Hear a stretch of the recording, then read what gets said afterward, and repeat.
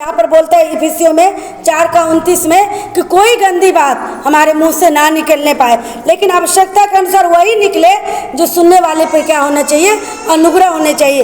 इसके लिए प्रभु के लोग के शब्द के में क्या होता है, देखिए प्रभु के शब्द के द्वारा लोग हमेशा जीवन पाते थे, लोग हमेशा उत्साहित रहते थे।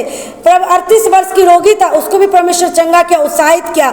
जो लकवे के रोगी थे उसको भी उत्साहित किया। जो पापनी स्त्री था, जिसको समाज छोड़ दिया था, दुनिया छोड़ दिया था, उसको भी प्रभु उत्साहित किया, उसको भी क्षमा किया, उसके ऊपर भी प्रभु दया किया। तो मेरे भाई बहन, हमारे भी शब्द में एक नरम रहना चाहिए, हमारे भी शब्द में अनुग्रह रहना, हमारे भी शब्द में ऐसा रहना कि जो सुने वो क्या होने पाए, उत्साहित होने पाए।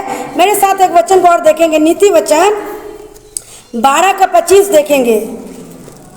नीति वचन 12:25।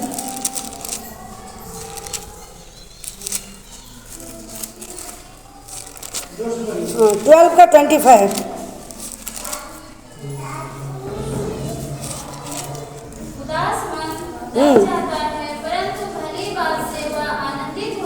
हालेलुया। उदास मन भी रहेगा ना तो उसका मन क्या हो जाएगा, दब जाएगा। और जो भली बात आप कहेंगे ना, उससे उसका मन क्या हो जाएगा, आनंदित हो जाएगा। अभी हम क्या देख रहे हैं, हमारा हेडिंग क्या है कि हम यीशु में क्या करना, एक दूसरे को उत्साहित करना। तो कैसे उत्साहित करेंगे, तो पहला पॉइंट में क्या बताई कि शब्द के द्वारा, अपना बातों के द्वारा हमको क्या करना, उत्साहित करना। पहले देखें कि हम अपना मुंह से क्या करना, ऐसा बात निकालना कि सुनने वाले पे अनुग्रह हो। दूसरा हम देख रहे हैं कि हमारी बातों से जो उदास मन है, वो जो निराश मन है, उसका मन भी दब जाए और उदासी हट के क्या हो जाए, आनंदित हो जाए। 12:25 में भी लिखा है कि उसका मन क्या हो जाए, आनंदित हो जाए। और नीति वचन 16:24 देखेंगे। 16:24।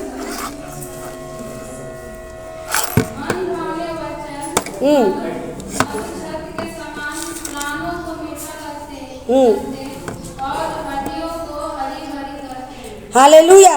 यहाँ पर लिखा है कि जो वचन रहता है वो क्या करता है, प्राण को, 16:24 पर है ना, बोलते हैं मन भावने वचन मधु भरे छत्ते के समान प्राणों को मीठे लगते हैं और हड्डियों को भी भरी कर देता है।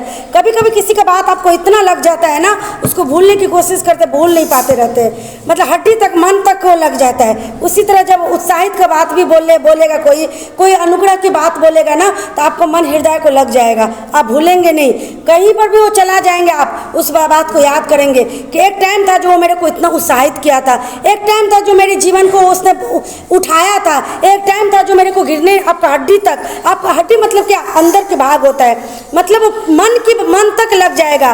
तो हमारे मन भावने वचन, जो अच्छा वचन रहता है, आपके मुंह से बातें निकलता है, लोगों के जीवन को क्या करता है, बदल देता है भाई बहन। और उसको इतना अच्छा लगता है, जैसे मधु को खाने में कितना लोगों का आनंद लगता है, उसी तरह आपको बात सुनने में लोगों को इतना आनंद आएगा और उसके मन को क्या करेगा, हृदय को भी क्या करेगा, आनंदित कर देगा। मेरे साथ एक वचन देखेंगे, 1 थिस्सलुनीकियों 5:11।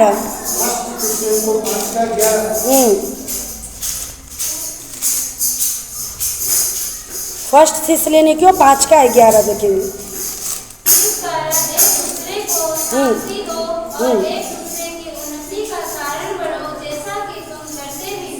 हालेलुया। हम एक दूसरे को क्या करना भाई बहन, शांति देना, एक दूसरे का उन्नति का कारण बनना, जैसा हम लोग करते भी है। देखिए मसीह लोग जो वचन को सुनते हैं तो हमेशा कभी क्या करते हैं, हम दूसरे को उत्साहित करते हैं, दूसरे को शांति देते। देखिए मसीह लोगों के मुंह के शब्द में हमेशा यही बात निकलता है कि नहीं भाई बहन, आप तकलीफ मत करो, आपको परमेश्वर आशीष देगा, आपको शांति देगा। कभी करवाहट की बात जल्दी नहीं बोलते हैं, क्योंकि परमेश्वर को वचन को जानते हैं। तो हम एक दूसरे को देखिए, अपने से अपने हम शांति नहीं मिलता, एक दूसरे को बोलने से हमको क्या होता है, शांति मिलता है। कभी आपको हम शांति देंगे, कभी आप हमको शांति देंगे, तो ऐसा हम लोग करते भी है। तो हमको और इसी में बने रहना, यही बात करते रहना, ताकि हमारा कलीसिया, हमारा प्रभु का जो वचन है, उस वचन के अकॉर्डिंग हमारे कलीसिया क्या होने चाहिए, चलना चाहिए।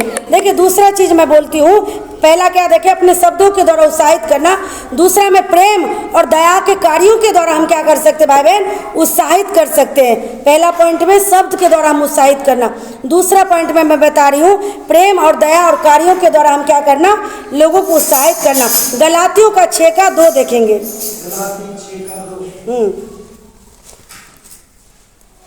गलाती 6:2। और इस प्रकार मसीह की व्यवस्था को पूरी करो। हालेलुया। ये हमको बोलते हैं एक दूसरे को हमको क्या करना चाहिए, भार उठाना चाहिए भाई बहन। कैसा भार उठाना चाहिए? और दूसरे के बदले में हम तो ड्यूटी नहीं जाएंगे, उसका ड्यूटी तो उसी को करना पड़ेगा। उसके भार उठाना मतलब प्रेयर करना, प्रेयर के द्वारा उत्साहित करना है ना, प्रार्थना करना। अभी देखो जो कमज़ोर पड़ जाता है उसको नहीं हो पाता प्रार्थना करना, उतना फास्टिंग करना, लेकिन आप हम यदि परमेश्वर में अभी ठीक है, अच्छा है, तो उसके लिए आप कर सकते हैं फास्टिंग। उसके लिए अपने लिए तो सब करते हैं, लेकिन हम भार उठाने का मतलब क्या, उसका हम ड्यूटी नहीं जा सकते, उसका घर का खाना हाँ ज़रूरत पड़े तो वो भी कर सकते हैं, घर में जाकर हम हेल्प भी कर सकते हैं। लेकिन यहाँ पर बोलता है हम अपना दया करके, हम अपना प्रेम दिखा करके उसको हम उत्साहित करेंगे भाई बहन। जब वो बीमार है तो उसको बोलना है ठीक है भाई बहन मैं आपके लिए फास्टिंग करूँगी, उसको सुन के बहुत आनंद मिलेगा। देख मेरे लिए कोई है जो फास्टिंग कर रहा है, मेरे लिए आज कोई प्रार्थना कर रहा है, आप उसको तसल्ली देना, आप उसको बातें करना कि कोई बात नहीं, आप बीमार है ना, आप फास्टिंग नहीं कर पा रहे, आपके लिए एक दिन आज मैं फास्टिंग करती हूँ, परमेश्वर में से मैं दुआ करती हूँ। ये बात सुन के उसको उत्साहित हो जाएगा कि मेरे लिए देख आज वो मेरा दीदी या मेरा बहन मेरा भाई प्रार्थना कर रहा है, फास्टिंग कर रहा है। तो उसको एक अपना दया को दिखा के, अपना प्रेम को दिखा के भाई बहन हम क्या करेंगे, एक दूसरे को उत्साहित करेंगे। उसका भार उठाना है, यदि ज़रूरत पड़े तो उसको हमको जाके हेल्प भी करना है। जैसा उसको खाना आज एक दिन नहीं बना पा रहे, हमारे पास में हमको संभव है तो हम अपने घर में उसको खिला भी सकते हैं, सब कुछ से हम उसको क्या कर सकते हैं, मदद। ऐसा करके हम क्या करेंगे, उसको निराशा में भी रहेगा तो एक दिन वो उठेगा, खड़ा होकर बोलेगा नहीं मैं तो सोच रही थी कि प्रभु के लोग अच्छे नहीं होते या प्रभु अच्छे नहीं होते, लेकिन सच में प्रभु के लोग बहुत अच्छे होते हैं। जब इस कंडीशन में मैं थी तो मेरे को प्रभु के लोग मेरे लिए फास्टिंग किया, वो मेरे लिए प्रार्थना किया, मेरे को उत्साहित किया। ये चीज़ उसको क्या करेगा भाई बहन, उत्साहित करेगा। हमारे कार्य हमारे जीवन को देख करके वो क्या होगा, उत्साहित होगा। मेरे साथ एक बच्चा निकालिए रोमियो का 12 का 15, रोमियो 12 का 15 देखेंगे। आनंद करने वालों के साथ आनंद करो और रोने वालों के साथ रो। हालेलुया। दोनों जगह में आपको उत्साहित करना। अभी देखो जो कोई आनंद करने वाला है उसको आप ठट्टा उड़ा रहे हैं, मजाक उड़ा रहे हैं, उसके घर नहीं जा रहे, वो आनंदित है, फिर भी उसका मन क्या हो जाता है, दुखी हो जाता है। देख आज मेरे घर में आनंद है, वो मेरे लिए ऐसा बात बोल दिया, मेरे लिए वो कर दिया। नहीं, आनंद जो है ना उसके साथ हम भी आनंद मनाए, हम उसके लिए गवाही देख मेरे भाई के जीवन में इतना अच्छा आनंद का दिन है, मेरे बहन के जीवन में आनंद का दिन है, हम क्या करना, आनंद मनाना है। शोक करने वाले के घर में क्या करना है, जो शोक है, जो दुखी है, उसके घर भी जाके हमको क्या करना, उसके साथ हम सहभागी होना।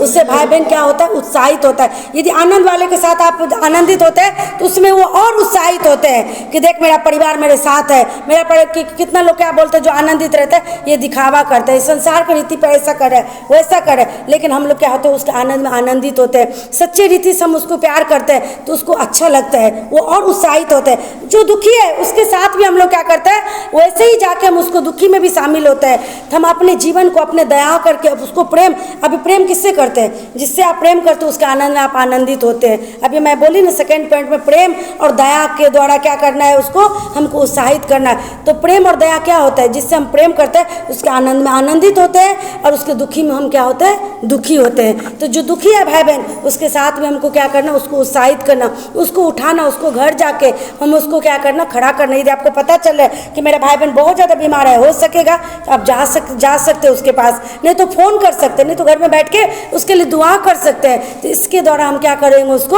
उत्साहित करेंगे और उससे उसको परमेश्वर को और वो करीब आएगा। हम क्या करेंगे, अपना प्रेम को दिखाएंगे। मेरे साथ एक वचन को निकालिए, इब्रानियों का 10 का 24।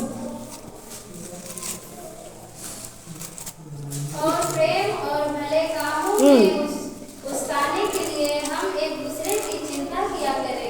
हालेलुया। हमको प्रेम में और भले काम में लोगों को उस्काने के लिए क्या करना, एक दूसरे की चिंता करना, अपना परिवार की चिंता के साथ साथ मसीह हमको एक और परिवार दिया भाई बहन, हमारे कलीसिया भी हमारा परिवार है। अपने बच्चे को तो हमको चिंता करना ही है, क्योंकि आपको प्रभु जिम्मेदारी दिया, अपना बच्चा दिया है, अपना पति दिया है, अपना घर दिया, तो उसका भी चिंता करना। लेकिन ये मसीह भाई बहन भी हमारा ही है, एक कोई नहीं आ रहा है बहुत दिन से, तो उसके लिए भी हमको क्या करना, चिंता करना, उसको उत्साहित करना, उसको प्रेम दिखाना, ताकि वो भवन तक क्या करे, आने पाए। देखिए भवन तक पाना बहुत मुश्किल होता है। आप अपना प्रेम उसको दिखाना कि आप मेरे हैं, आप प्रभु के भवन में आइए। आप अपने शब्द के द्वारा, अपना जीवन के द्वारा, अपना प्रेम के द्वारा क्या करना, उसको उत्साहित करना, ताकि वो क्या करे, भले काम। क्या होता है भले काम? भले काम प्रार्थना, दुआ, वचन, प्रभु के भवन में आना, ये सब क्या होता है, भले काम होता है। संडे के दिन या कोई भी दिन प्रार्थना होता है तो हम लोग इकट्ठा होना चाहिए भाई बहन। तो हमको एक दूसरे को क्या करना, इसमें उत्साहित करना, एक दूसरे को खड़ा करना। मेरे साथ एक वचन निकालिए, जल्दी जल्दी बोलती हूँ। 1 यूहन्ना 3:18। वचन थोड़ा ज़्यादा है, इसके लिए जल्दी जल्दी बोलती हे बालकों, वचन और जीव ही से नहीं पर काम और सत्य के द्वारा भी प्रेम करें। हालेलुया। हम बोल रहे हैं आज प्रेम करते, कभी ऐसा समय आ जाएगा आपको प्रेम को दिखाना है तो दिखाना भी है उधर, है ना। यहाँ पर बोलता है, हे बालकों, हम वचन और जीवी से नहीं, काम और सत्य के द्वारा भी प्रेम को क्या करें, प्रकट करें, दिखा सके। कभी हमारे जब जरूरत है हॉस्पिटल में कोई भाई बहन को, तो हम उधर भी जा सकते हैं। किसी को जरूरत है हमारे भाई बहन को जिधर भी, तो हम उधर क्या करना, अपना कार्य के द्वारा भी क्या करना, प्रेम को भाई बहन प्रकट करना। आप उसको मदद करना, सहायता करना, ताकि वो भाई बहन क्या होने पाए, उत्साहित होने पाए। मेरे साथ निकालिए 1 पतरस 4:9 और 10। 1 पतरस 4:9 और 10। बिना कुड़कुड़ाए एक दूसरे का अतिथि सत्कार करो।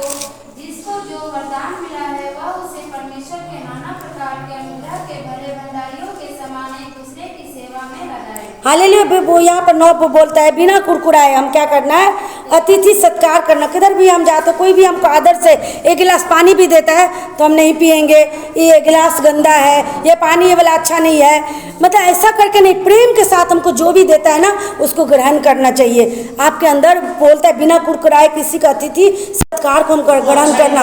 हमको कोई चाय दे रहा है तो हाँ, हमको बिना कुरकुराए उसको प्रेम के साथ क्या करना, ग्रहण करना। और यहाँ पर 10 में लिखा है, जिसको जो वरदान मिला है वो उसे परमेश्वर के नाना प्रकार के अनुग्रह के भले भंडारियों के समान एक दूसरे की सेवा में लगाए। एक दूसरे को प्रेम दिखाए भाई बहन, एक दूसरे को हम सेवा, जो वरदान आपको मिला है ना, हम अपने लिए नहीं मिला है, बोलते हैं एक दूसरे की सेवा में लगाए। अभी बोले ना सेकंड पॉइंट में, प्रेम और दया के द्वारा हम उत्साहित करें। तो हम जब एक दूसरे का मदद करेंगे, सहायता करेंगे, जब अपने वरदान को हम एक दूसरे के लिए खर्च करेंगे, तो भाई बहन क्या हो जाएगा, उत्साहित होगा। मेरे साथ और देखेंगे, तीसरा पॉइंट बता रही हूँ, प्रार्थना के द्वारा उत्साहित करना। याकूब का 5:16 देखेंगे। तीसरा पॉइंट आप लिख सकते हैं, प्रार्थना के द्वारा उत्साहित करना। याकूब 5:16। इसीलिए तुम आपस में एक दूसरे के सामने अपने अपने पापों को मान लो और एक दूसरे के लिए प्रार्थना करो, जिससे चंगे हो जाओ। धर्मी जन की प्रार्थना के प्रभाव से बहुत कुछ हो सकता है। यहाँ पर लिखा है, जब कोई बीमार पड़ता है, जब कोई तकलीफ में होता है, तो हमको एक जगह क्या होना चाहिए, इकट्ठा होना चाहिए। और हमको क्या करना, अपना एक एक पापों को, देखिए कोई भी धर्मी नहीं है, यीशु मसीह बोलता है, एक भी लोग नहीं है, केवल यीशु मसीह धर्मी है। और उसी के धर्मी के द्वारा हम लोग धर्मी, तो हम जब इकट्ठा होते भाई बहन, अपने अपने पापों को मान लो, बोलता है यहाँ पर।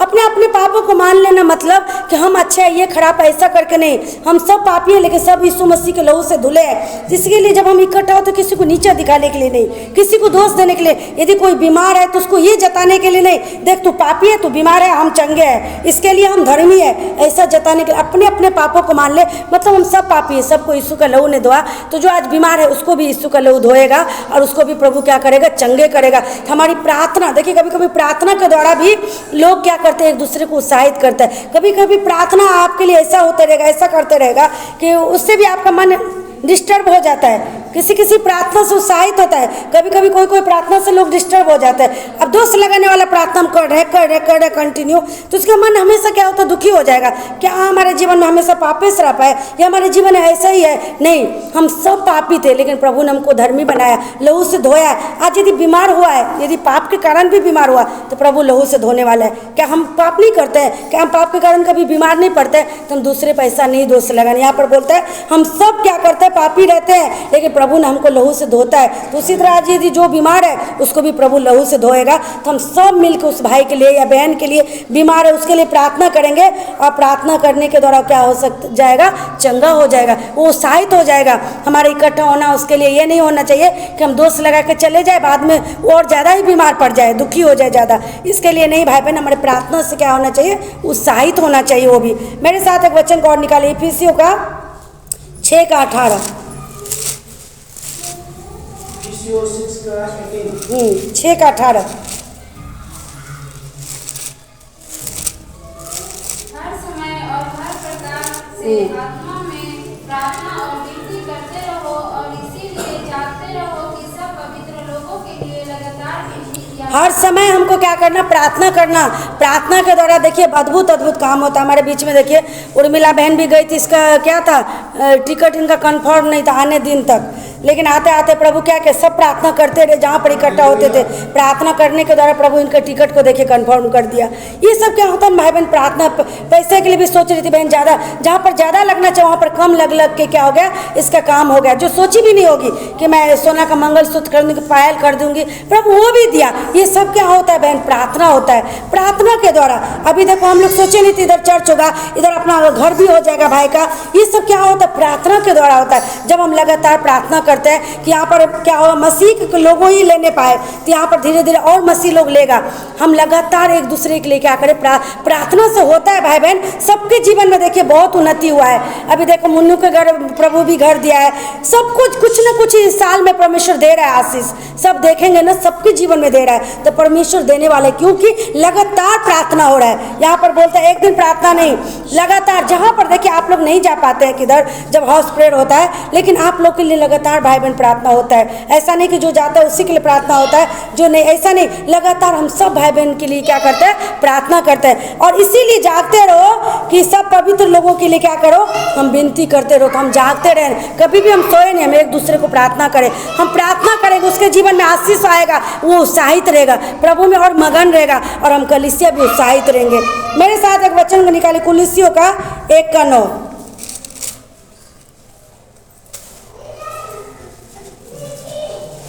कुलिसियों 1:9, पेज नंबर 277।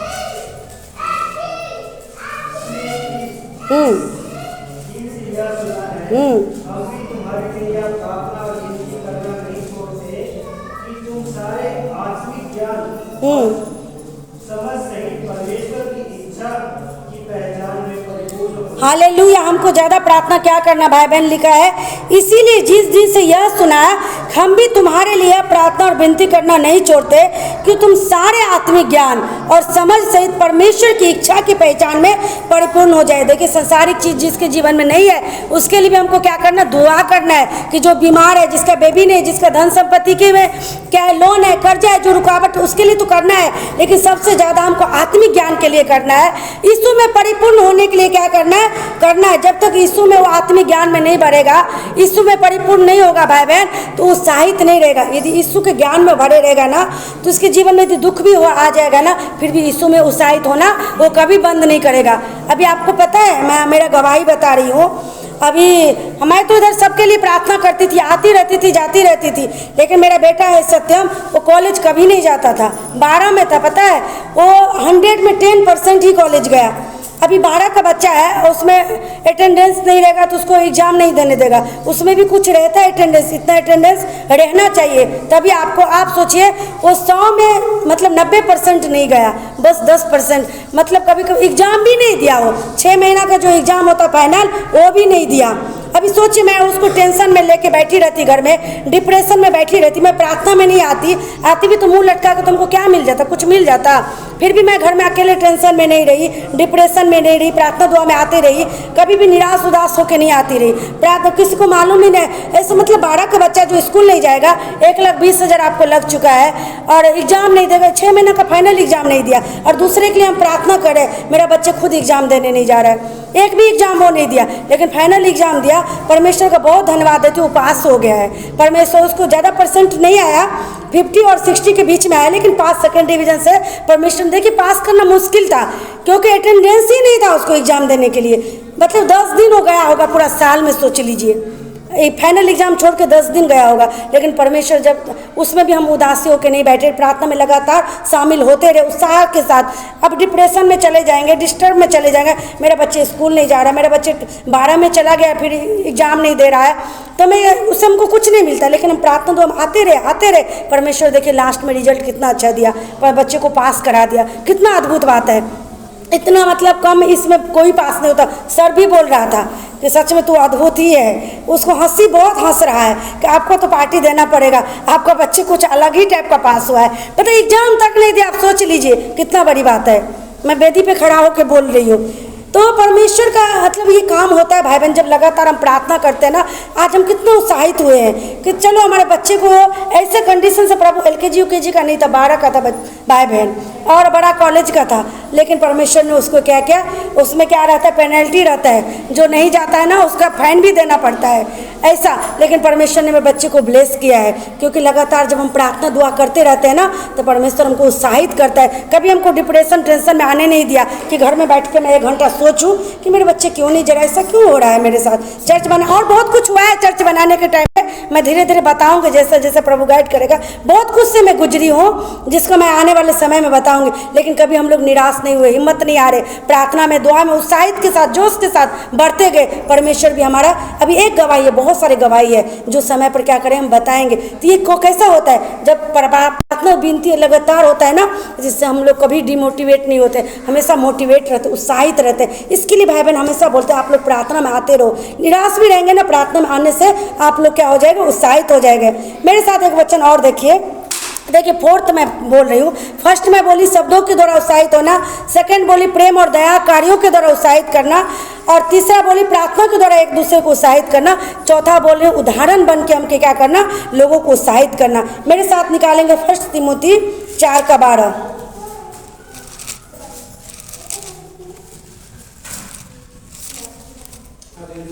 कोई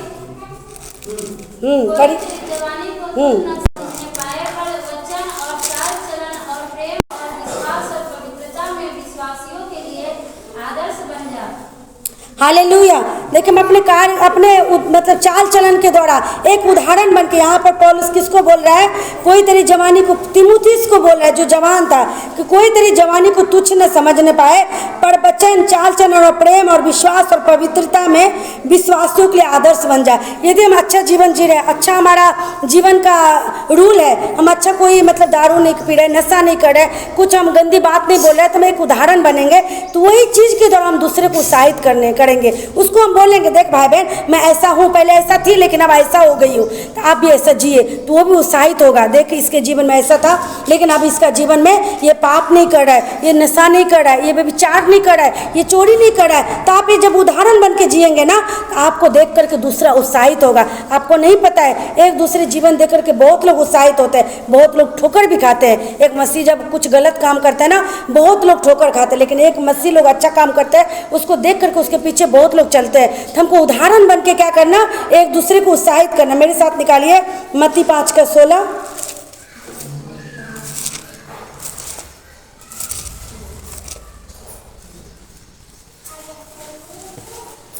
मत्ती 5:16।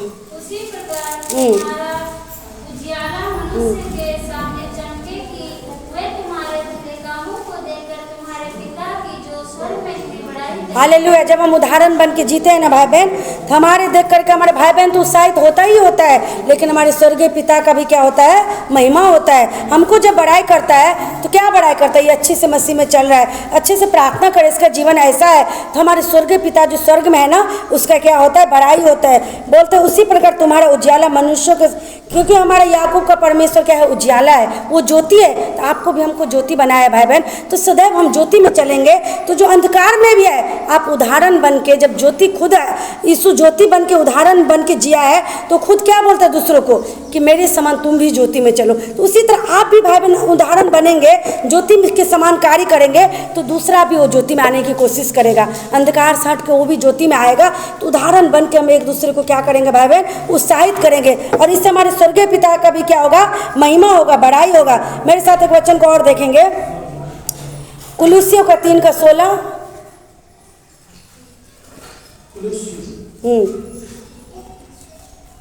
नहीं पहले ये कुलुस्सियों को छोड़ दीजिए, पहले फिलिपियो पढ़िए, फिलिपियो का 2:14 और 15। फिलिपियो का 2:14 और 15 पहले देखेंगे। सब काम बिना 14-15 हाँ करेक्ट करेक्ट सब करेक्ट। काम बिना कुड़कुड़ाए और बिना विवाद के किया करो, ताकि तुम निर्दोष और भोले होकर टेढ़े और लचीले लोगों के बीच परमेश्वर के निष्कलंक संतान बने रहो, जिनके बीच में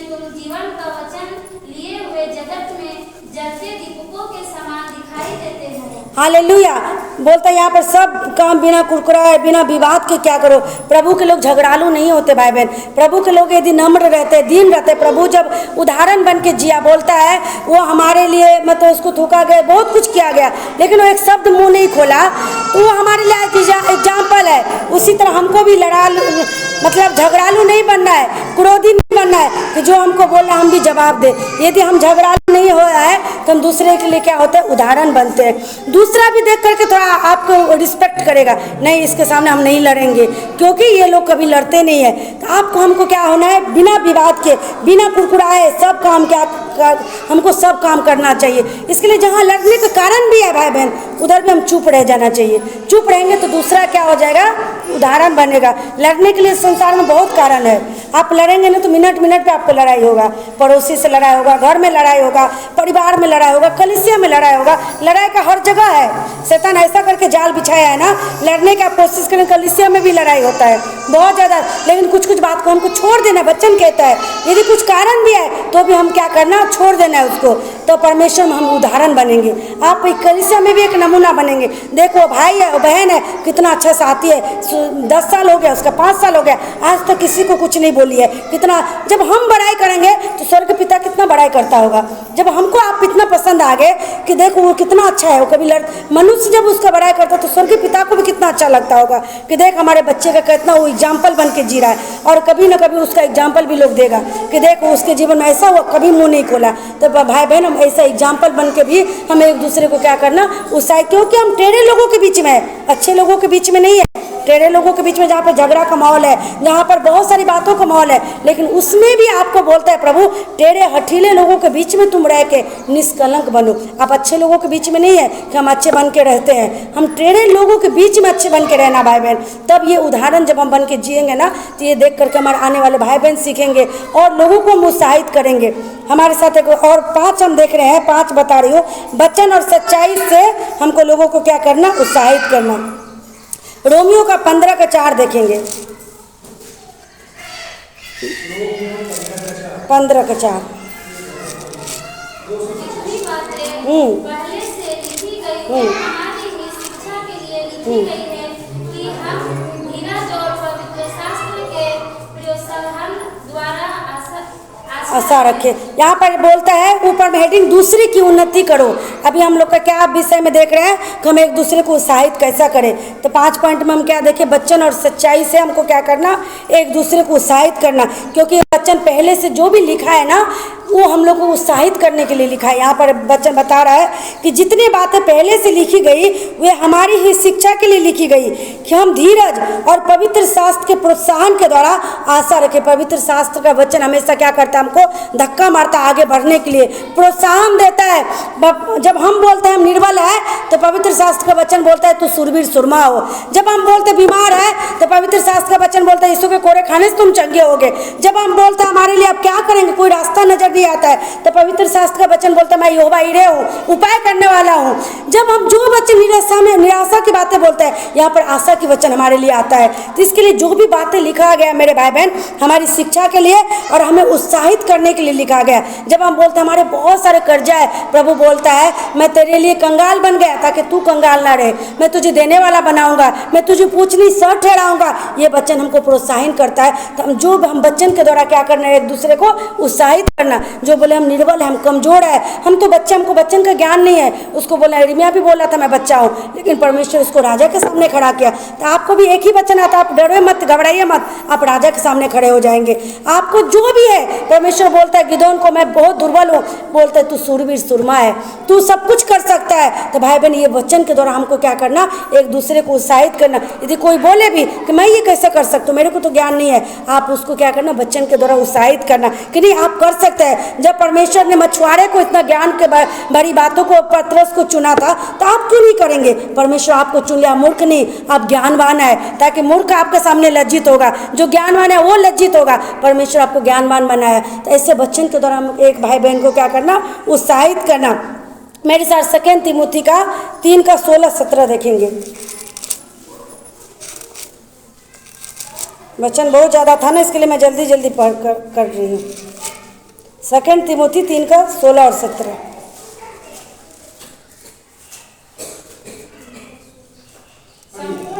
संपूर्ण पवित्र शास्त्र परमेश्वर की प्रेरणा से रचा गया है और उपदेश और समझाने और सुधारने और धार्मिकता की शिक्षा के लिए लाभदायक है, ताकि हालेलुया। परमेश्वर का जन सिद्ध बने और हर एक भले काम के लिए तत्पर हो जाए। ये जितना ही स्वर्गीय के बात है, ये स्वर्ग से आया हुआ क्या है, ये वचन है। यीशु के मुख से निकला हुआ एक एक क्या है, वचन है। संपूर्ण पवित्र शास्त्र बोलता है पवित्र आत्मा की प्रेरणा से परमेश्वर के द्वारा क्या हो गया, रचा गया, ताकि हम एक दूसरे को वचन के द्वारा क्या करें, समझाए, सुधारे और धार्मिकता की शिक्षा के लिए लाभदायक है, ताकि परमेश्वर का जन सिद्ध बने और हर एक भले काम के लिए तत्पर हो।